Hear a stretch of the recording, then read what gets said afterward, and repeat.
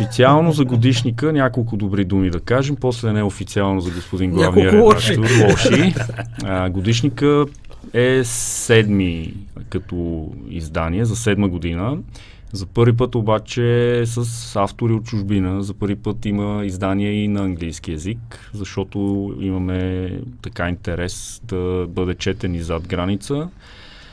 И двоен тираж спрямо миналата година.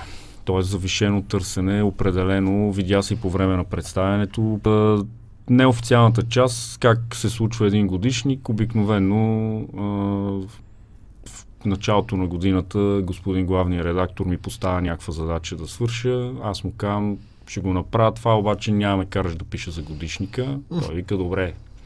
След това, ноември месец началото, идва едно съобщение, до края на ноември месец трябва всички да си предадете